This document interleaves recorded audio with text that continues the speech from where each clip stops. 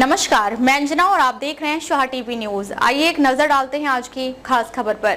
अंजनगढ़ सुरजी राजनीति में एक नया मोड़ आया है। यहाँ पर अंजनगढ़ सुरजी के नगर उपाध्यक्ष के लिए जो चुनाव था, उस चुनाव में भाजपा की प्रियंका शंकर मालठाने उपाध्यक्ष पद के लिए उनको जीत मिली है। और इस चुनाव में उबाटा और समाजवादी पार्टी के कुछ नगर सेवकों ने उनको अपना समर्थन दिया है, जिसको लेके अंजनगढ़ सुरजी के राजकारण में हलचल शुरू हो गई है। हमारे साथ में यहाँ पर उबाटा के नगर सेवक और समाजवादी पार्टी के नगर सेवक है। हम उनसे जानने की कोशिश करेंगे आखिरकार पूरा मामला क्या था।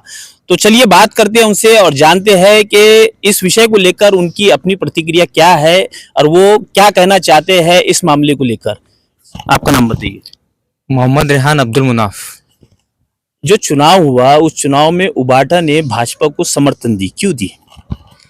समर्थन दिए इसलिए कि गांव का विकास हो, गांव का विकास हो, शहर का विकास हो, वार्ड का विकास हो।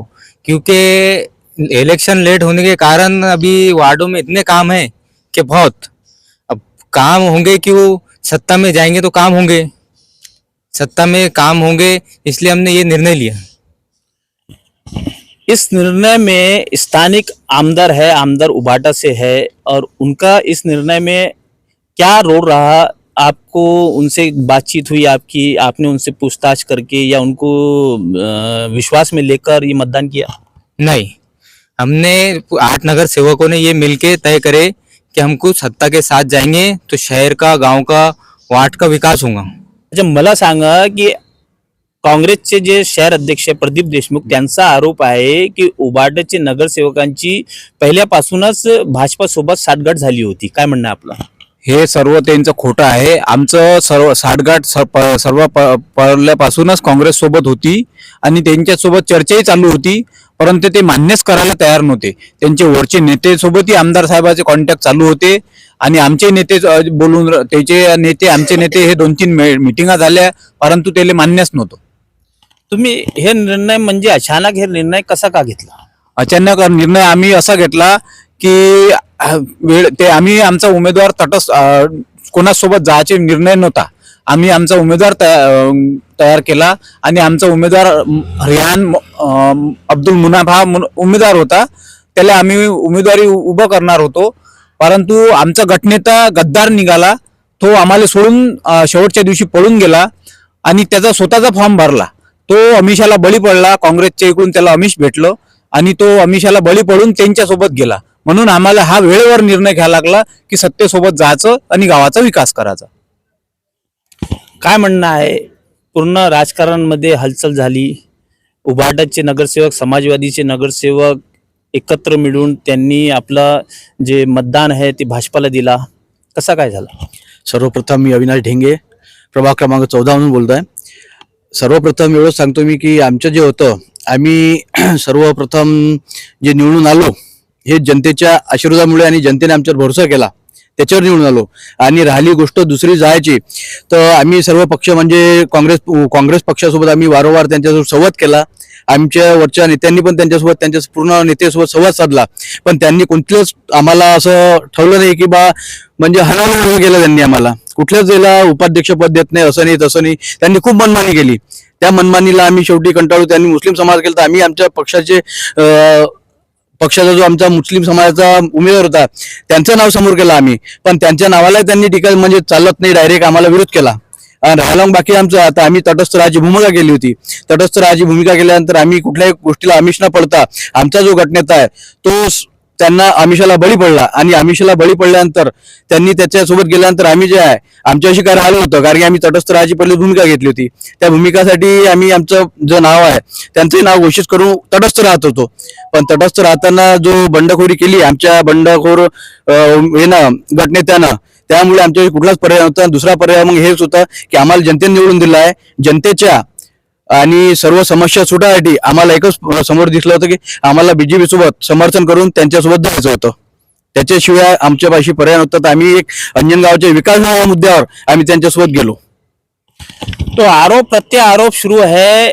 उबाटा का कहना है कि उबाटा का जो गट नेता था उसी ने उबाटा के साथ में धोखा किया, इस कारण उन्होंने ये कदम को उठाया और भाजपा को अपना समर्थन दिया। लेकिन हम बात करते हैं समाजवादी पार्टी की। समाजवादी पार्टी की ऐसी क्या मजबूरी थी, क्या उन्होंने भाजपा को वोट किया और क्यों किया, हम जानने की कोशिश करेंगे। हमारे साथ में समाजवादी पार्टी के जो नगर सेवक है वो चुनकर आए हैं, उनसे हम बात करेंगे। आपका नाम बताइए। मेरा नाम है मोहम्मद आरिफ। अच्छा, ये बताइए आपने बीजेपी को उपाध्यक्ष चुनाव के लिए वोट क्यों किया? हमने इसलिए किए क्या कांग्रेस के हम 15 दिन कांग्रेस के घर को चक्कर मारते रहे, खासदार के घर को खुद मैं गया और अंजन गांव के नेता कांग्रेस वाले से मैंने खुद बैठ के बातचीत करा कि भाई हम तो सब मुस्लिम है, मुस्लिम को तुम उपाध्यक्ष दे दो, हम तुम्हारे साथ हैं। तो मैंने हमारे इब्राहिम बेग, हसन बेग का नाम दिया और उन्होंने मंजूर नहीं करे। बोले उपाध्यक्ष हजरत ही होना, तो मैं भी तो हजरत ही हूँ, मैं तो हिंदू हूं नहीं, पर मेरे को कबूल नहीं करे और मेरी नहीं सुने। उनका विचार ये था कि दोनों साइकिलों को तोड़ फोड़ के हम रख देंगे और हम गांव में से साइकिलों को भगा देंगे। तो हम खुद ही भाग गए, उनके डर के वजह से दूसरे में प्रवेश कर लिए पार्टी, दूसरे पार्टी। अच्छा, एक बात बताइए आप मुझे कि चुनाव लगने के बाद में कुछ ही दिन के बाद में आप उबाटा गढ़ में शामिल हो गए, तो फिर आप कांग्रेस से किस तरीके से संपर्क कर रहे थे? तो हमारे ऊपर के उबाटा के आमदार साहब उनके पास जा रहे थे और मैं भी खुद जा रहा था। मैं भी मिला, हमारे खासदार के घर को गया, उनसे बातचीत करा। हमारे अंजन गांव के नेता प्रदीप भाई देशमुख, उनसे कुछ बातचीत करा और कांग्रेस से जो चुन के आए हुए उनसे कुछ बातचीत करा कि मेरे को उपाध्यक्ष पद दे दो, 1 साल के लिए दे दो या नईम बेग को दे दो। तो उन्होंने कबूल नहीं करे, तुम चलते नहीं। तो इसलिए समाजवादी पार्टी का निर्णय था कि आपका खुद का निर्णय था? नहीं, मेरा खुद का निर्णय था क्योंकि मैंने मेहनत करा ना, और मैंने गांव के विकास के आज से प्रभाग नंबर 13 के विकास के आज से मैं चुन के आया ना। और मैं अगर खाली रहता था तो क्या मैं का डब्बा बजाता था? मैंने गांव में जो प्रभाग नंबर 13 में काम है 20 साल से, हर इंसान को मालूम है कि रोड कैसे है, नाला कैसे है, पानी की पाइपलाइन कैसे है, पानी पीने को नहीं मिल रहा।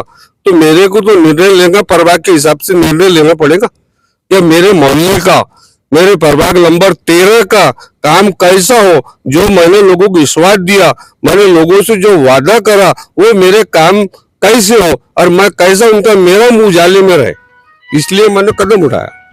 तो ये थे हमारे साथ में उबाटा और समाजवादी पार्टी के नगर सेवक जिन्होंने भाजपा को समर्थन देकर उपाध्यक्ष बनाया है। अब देखने जैसी बात होगी कि आखिरकार इनके फैसले को जनता एक्सेप्ट करती है कि नहीं करती है। आखिरकार जनता जनार्दन है, सब समझती है। जावेद शाह, शाह टीवी न्यूज, अंजनगांव सुरजी। अब तक के लिए बस इतना ही, फिर मिलते हैं एक ऐसे ही बड़ी खबर के साथ। तब तक के लिए नमस्कार और देखते रहिए शाह टीवी न्यूज।